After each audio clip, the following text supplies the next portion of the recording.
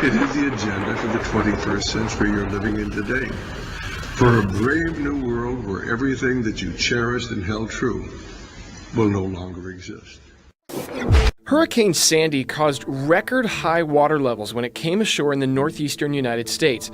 But researchers working with new climate projections say we might see flooding this bad more often. Scientists combined historical data and models for future sea levels and storms. Together, the numbers suggest the New York coast could experience Sandy-level flooding as much as 17 times more frequently in the next century. The severity of the flooding largely depends on two factors: the level of the sea when a storm hits and the storm surge that pushes water up and inland. NASA measures sea levels based on changes from 1993 when it started keeping track. When Sandy hit New York, sea levels had risen 2.72 inches since '93. That trend is expected to continue as more sea ice melts. Going on this data alone, the new model suggests floods like Sandy's could become more than 4 times more frequent. Hundreds are trapped by floodwaters from Hurricane Matthew. The storm killed at least 25 people in the southeast, nearly half in North Carolina. More than 1 million homes and businesses in the South are without power, and some rivers are rising to record levels.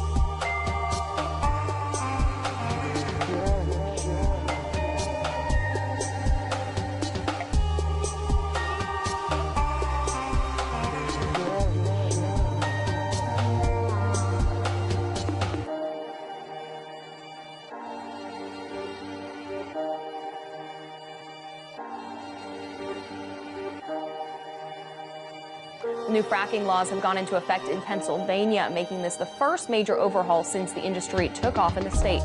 Though these new laws may be good for Pennsylvania's residents, drillers and fracking companies are in danger of taking a huge economic hit. When you have a government that operates without limits, who proclaims the right to arrest, torture and kill anyone, anywhere, with no warrants, no trial, no due process.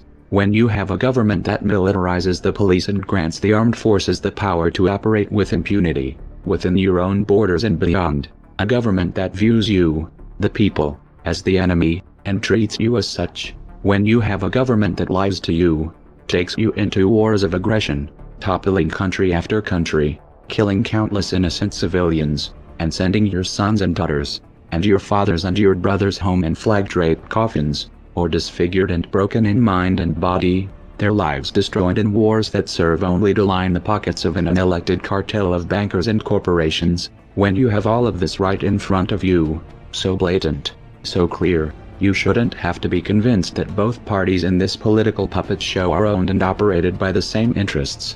And you shouldn't have to be convinced that these overrated corporate popularity contests that some call elections are distractions that will achieve nothing. And with this understood, you shouldn't have to be convinced that the system you are living under must be brought to a halt. These are obvious conclusions for those who have been paying attention. Scientists have discovered a new fault line along California's Salton Sea. A swarm of 200 small earthquakes recently hit the region, increasing the probability that the big one would hit Southern California. The San Andreas Fault has not experienced a magnitude 7 or greater quake in more than 100 years. Many believe it's long overdue. A series of 3 earthquakes rattled the Oregon coast Sunday, and while the state has not experienced a major earthquake recently, experts warn a massive quake is on the horizon. Lee, when you think earthquakes, you may think California, but experts are warning a magnitude 9 earthquake is overdue in Oregon. And I was told many of us don't take the threat as seriously as we should. Oregon, we're not used to being considered earthquake country, but we are, and we're learning that that's the case.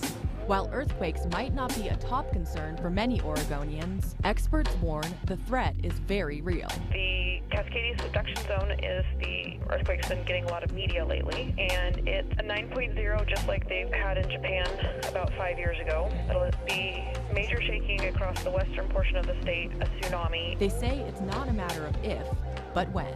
Scientists believe there's a nearly 40% chance of a magnitude 8 or 9 hitting in the next 50 years. Yet another aftershock hit Korea's southeastern city of Gyeongju on Monday night. The magnitude 3.3 tremor hit some 10 kilometers southwest of the city shortly before 11 p.m. No damage or casualties have been reported. The meteorological agency says it was the 470th aftershock recorded since the city was rocked by a magnitude 5.8 earthquake in mid-September. That was the most powerful quake even recorded in Korea. Revelation 13:16 reads, "And the second beast required all people, small and great, rich and poor, free and slave, to receive a mark on their right hand or on their forehead." That foreboding passage leads us to the small hamlet of Geneva, Switzerland, where the elite go about doing Lucifer's busy work. Geneva, Switzerland, home of the European headquarters of the United Nations and CERN. Geneva hosts the highest number of international organizations in the world, including the United Nations High Commissioner for Refugees, the United Nations Office of the High Commissioner for Human Rights, the World Health Organization, the International Labor Organization, the International Telecommunication Union, the World Intellectual Property Organization. And apart from the United Nations agencies, Geneva also hosts many intergovernmental organizations such as the World Trade Organization, the World Economic Forum, the International Organization for Migration, and the International Committee of the Red Cross. It is here in Geneva, Switzerland, where all of your personal data will be stored as you and your loved ones are chipped like animals, tracking your every movement, only to hit you with carbon taxation 24/7 under the incoming Agenda 2030 that is creeping its way into your community. Sound a little extreme? Well, Dr. Oz doesn't think so. This little chip may be the next big thing, and it sounds like it's right from a sci-fi movie, but people all over the world are implanting these into their wrists. We're so attracted to our devices that they're basically becoming a part of our bodies. But what if they really could become a part of our bodies? Well, guess what? They can. Meet the RFID microchip, similar to the tech used to track your pets or your phone. Once implanted in your body, it could identify you as you pass through the airport, open the door to your home. It could even be used to buy groceries at the supermarket. And just how is the United Nations going to go about chipping 325 million red-blooded Americans? Well, in concert with the United Nations establishing a foothold in our local police forces, thanks to the United Nations and the Department of Justice's collusion of the Strong Cities Network, the CDC will begin arresting the unvaccinated and inevitably forcing these chips on the masses. John Rappaport writes, "The CDC's imminent implementation of its new rules for controlling communicable diseases. I've covered these rules extensively. Here I'll sum them up." Rappaport continues, "Americans traveling between states can be stopped, detained, and even quarantined if they seem to have indications of an illness that could impact public health. If this sounds vague, it is. The CDC has even coined a new absurd category, pre-communicable illness. It means that with few or no symptoms, but merely the probability of having contacted someone who had or could have had an illness, a traveler in America can be picked up and held against his will. The CDC asserts it has police powers to do this. 10,000 people have already been chipped, and the number is growing. Once the CDC's full violation of the Constitution is underway, enforced by the Strong Cities Network, the United Nations Mark of the Beast system will be coming to a school and/or doctor's office near you, courtesy of the United Nations Agenda 2030. 75,000 Syrian refugees stuck in no man's land for more than 2 years. They can't go back to Syria. Jordan won't let them in. The living conditions for the people stranded at the berm are dire, with no access to basic resources such as food and water. With over 75% of the population estimated to be women and children, they desperately need assistance and support. Shackled, chained, and imprisoned.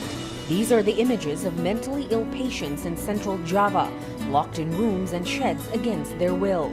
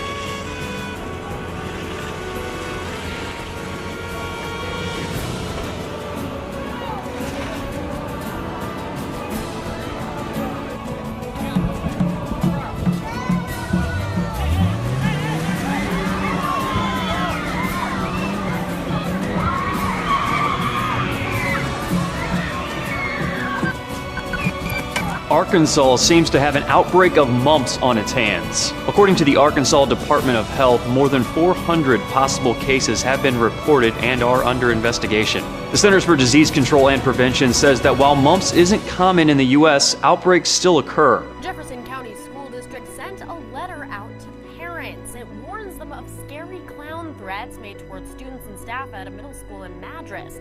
This is one of many threats being made online across the nation, but many turn out to be hoaxes.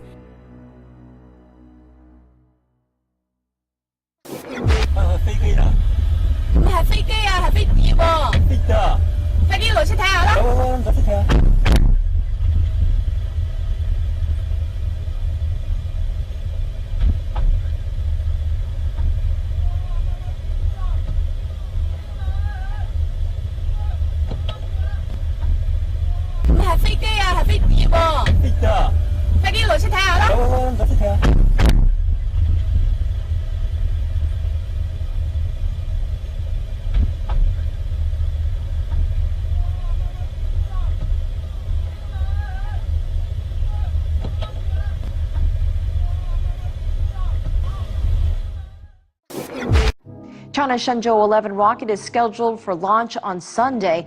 A successful mission will mark a new era for China's human space flight program. Meanwhile, U.S. President Barack Obama is doubling down on plans for his country to be the first to send people to Mars. Well, the president's op-ed piece talked a lot about innovation and the role that space can play in promoting American innovation, and it was tied toward an upcoming White House conference in Pittsburgh called Frontiers, and looking at all kinds of frontiers, not just scientific frontiers, but also physical frontiers like exploring space. The president's op-ed talked a lot about going to Mars as a long-term goal and objective, which a lot of space supporters, of course, like and want to see. Landing on the Martian surface by the 2030s is not, in my view, a realistic goal. It's possible to imagine putting astronauts in orbit around Mars. It's possible to imagine visiting the Martian moons by that time. But the technical challenges and the budgetary challenges of building a vehicle to go down to the Martian surface, survive, and come back up, I think are pretty daunting.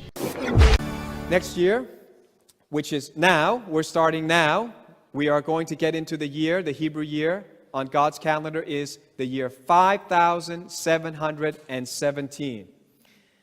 5 is the number of grace. 777, I think you know, triple completion.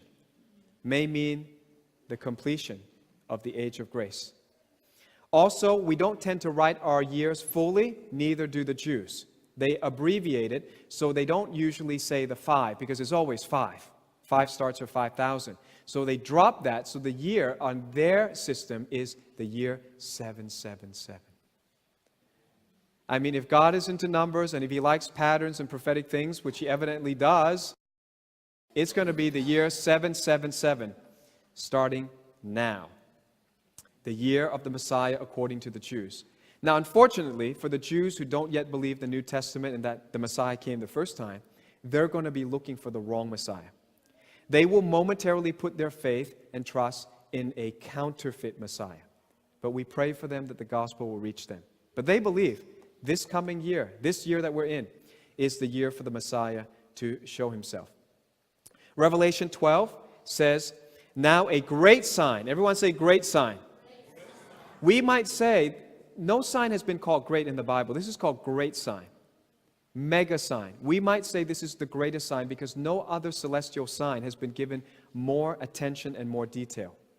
We gloss over it, we read it very quickly. We're not going to do it today. Let me show you why it's very important, because the time may be very soon.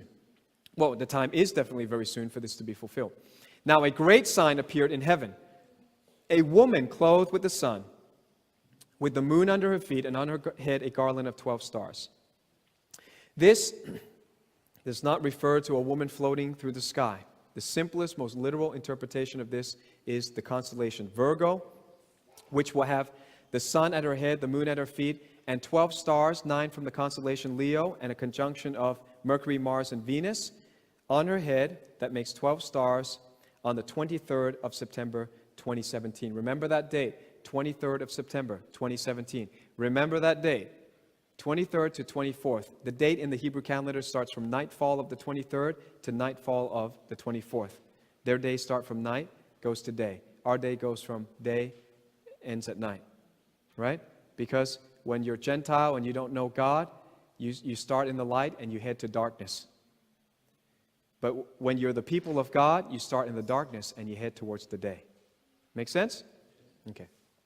Now, how rare is this? Well, this hasn't happened before in our lifetime. In fact, the last time it happened was 5,932 years ago, and that would be on our Gregorian calendar, the 5th of August, the year 3915 BC, roughly the time when Adam and Eve walked the earth. So this sign, the last time it appeared, seems to match when Adam and Eve were taught about how the woman would go into labor pain when she gives birth, and that the serpent would bruise her seed's heel, but her seed, the coming Messiah, would bruise his head. Remember that? Okay, we'll come back to that. But when that was being told, and he was also being told, God said that the stars and the sun and the moon are given for moedim, for appointed times.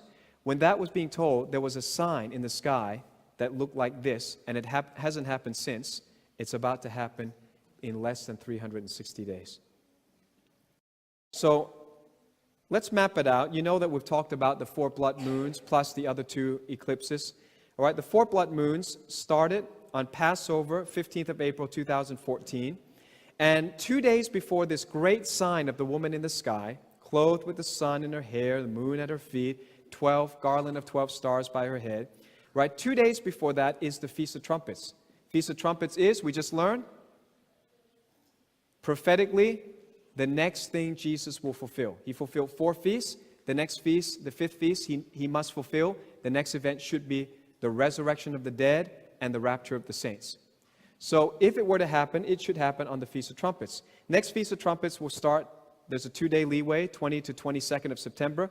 If you count those 2 dates, the distance between those 2 dates, anyone want to guess the distance between those 2 dates? From the first lunar eclipse, blood moon, to the Feast of Trumpets next year, 2017, there are, you know this number, Isaac Newton cared about it. Lots of other godly people tried to calculate it. 1,260 days. I'm not making this up. You punch it in the calculator. This is written in the skies. If you want a sign, this is not religious. This is not bogus. This is not something made up. This was pre-planned when God put the stars into orbit.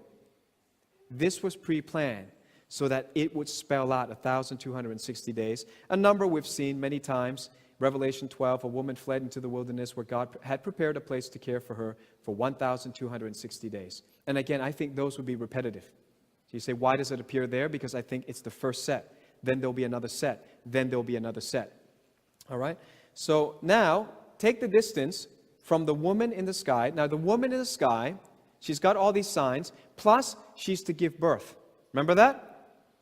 In Revelation 12, she's supposed to give birth. Well, if you're supposed to give birth around that date, then something significant should happen 9 months before. It's called conception. I don't know what's going to happen, but I'm going to give you the date. Count 9 months from the 23rd of September, and let's just see if anything happens. Put it on your calendar. All right? Around that time, we should see a conception, which is the 23rd of December, 2016. I have a friend who does YouTube. You can go to his channel called The Cutting Edge too, and he puts the date even earlier, and he says the conception is 20th of November, and that's based on him drawing lines on the constellation. I don't know if we can draw lines in the sky like that, but I'm just going to do it very simple. 9 months. 9 months. 23rd of December. Hey guys, are you planning to be here for 50 years? Are you living like you got another 30 years to go? I never predicted when the rapture is going to happen. I'm not a date setter. I'm showing you patterns and fulfillments, a very likely fulfillment of Revelation 12. Let's do another one. If you do 8 months from the Feast of Trumpets, which is possibly can start on the 20th of September, 8 months, come on, count it. Where does it go to? 8 for the number of a new beginning? Very uncanny, a very interesting date. All of you should know. 8 months earlier from that date, the new president takes office, 20th of January, 2017. There are just layers upon layers upon layers, okay? But let's not just look at pictures, okay? I want you to go to the Word with me. Now, I'll show you what Jacko Prinsloo, he wrote this in a book called God's Roadmap to the End. And again, he has this YouTube channel. I believe it's called The Cutting Edge 2. He calculated this, so I'm just going to say it to you, okay? So here's the sign of the woman in the sky. Many of us prophecy teachers are all in agreement right now that this is the only thing going on in the sky for 6,000 years that would even fulfill, that could fulfill Revelation 12. Jupiter, which is the largest planet in our solar system, is called the king planet. It is the symbol of the king himself. Jupiter enters into the abdomen or the womb of Virgo, celestially speaking, by diagram we're speaking, okay, because there are no lines in the sky. If we drew these lines, Jupiter enters the womb on 20th of November 2016. Maybe that's conception. Exits from Virgo, okay, so that means if you could draw a line in the sky, leaves the womb on the 9th of September 2017. Could be the birth, okay, could be the rapture of the church, for instance, according to Jacko Prinsloo's model, okay? And the fulfillment of Revelation 12 would occur between the 23rd to the 24th of September 2017. Oh, we got another thing. It's just layer upon layer. On that date, there was a comet that will conjoin with the moon.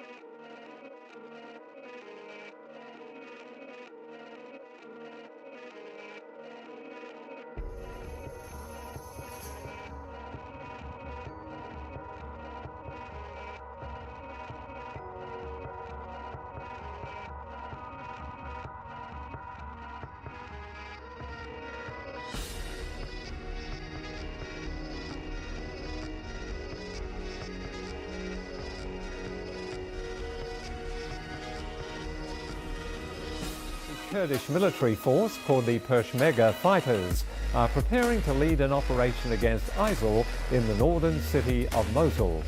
Officials say the fighters are prepared to eliminate the jihadists. Iraqi Prime Minister Haider al-Abadi has promised to liberate Mosul from the militant group by the end of the year. Peshmerga forces are also expected to help people escape from rebel-held areas of the city. There's an ongoing operation by Indian government forces against suspected rebels in Indian-administered Kashmir. The suspects have been holed up in a government building in Pampur, that's close to the city of Srinagar.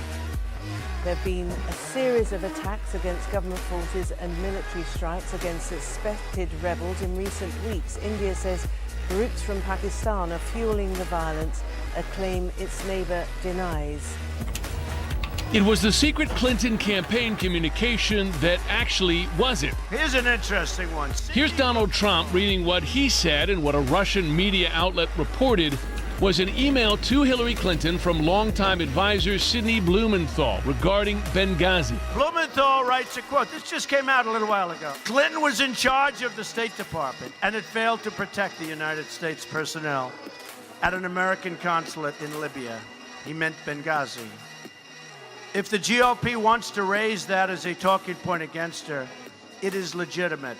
In other words, he's now admitting that they could have done something about Benghazi. In fact, those words were not Blumenthal's. They were text copied directly from a Newsweek story on Benghazi written by Kurt Eichenwald, who spoke to CNN this morning. It is impossible to look at the Blumenthal email and not realize that this 10,000 words that follows are from Newsweek. They say Newsweek, Newsweek, Newsweek. It is not clear why Trump, and Trump has not explained why he seemed to be parroting false information that had only been published by Russian outlets. The email is one of thousands from Clinton staffers released by WikiLeaks in recent days. On Friday, the Department of Homeland Security publicly identified Russia as the likely culprit for the hacks of the DNC and other Democratic Party officials. Today, the White House vowed a proportional response, but did not say when or how. Hackers have also attempted to access the voter registration systems of some 20 states. 4 weeks to Election Day, 33 states have now asked for help protecting their voting systems. U.S. officials have yet to blame Russia for these hacks, but say they are consistent with Russian methods. We deserve answers. Still, the candidates sharply differed on that assessment at Sunday's debate, with Hillary Clinton saying Russia is trying to win the election for Trump. We have never in the history of our country been in a situation where an adversary, a foreign power, is working so hard to influence the outcome of the election. And believe me, they're not doing it to get me elected. The way things are looking, the way the economy is looking, and if Hillary gets in office, you can guarantee there will be war on the horizon. Putin has already said, if Hillary gets into office, there will be war. We don't want war, but we should be ready for anything.